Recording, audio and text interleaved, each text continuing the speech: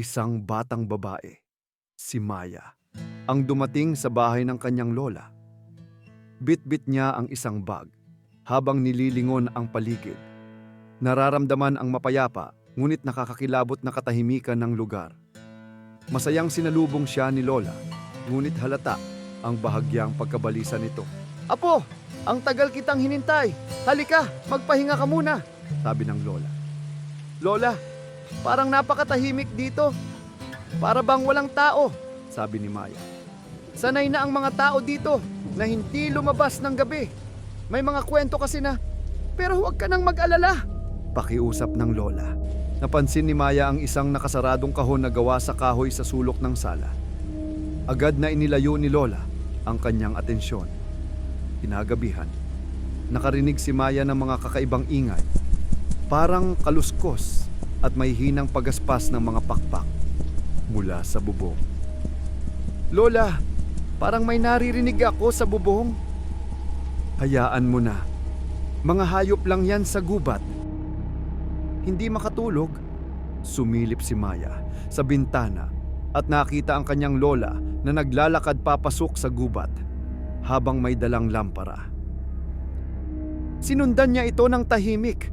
Ang kanyang pagkamausisa ay nanaig sa takot. Nagtago si Maya sa likod ng isang puno at tahimik na pinanood ang kanyang lola habang inilalapag ang lampara.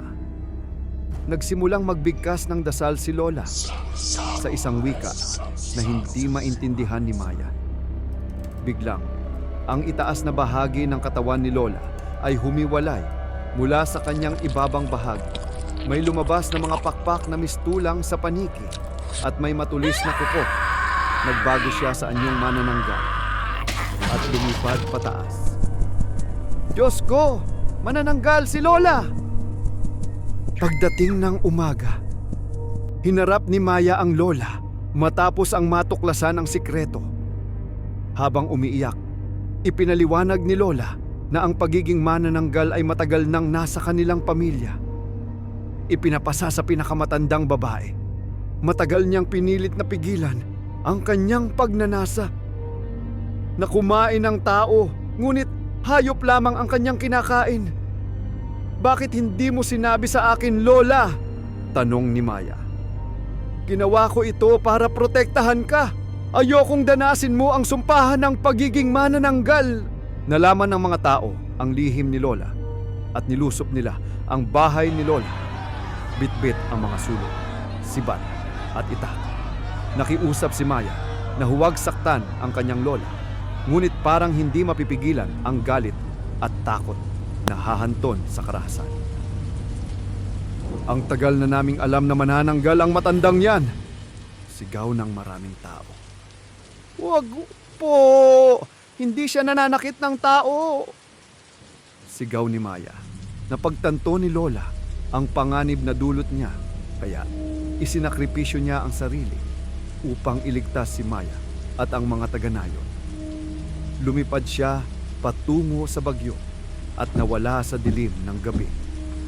Iniwan ang kanyang ibabang bahagi ng kanyang katawan at agad namang winasak ito ng mga taga-nayon. "Maya, mag-iingat ka at huwag kang matakot sa sarili mong anino!" sigawan ni lola bago tuluyang lumipad palayo ng lugar.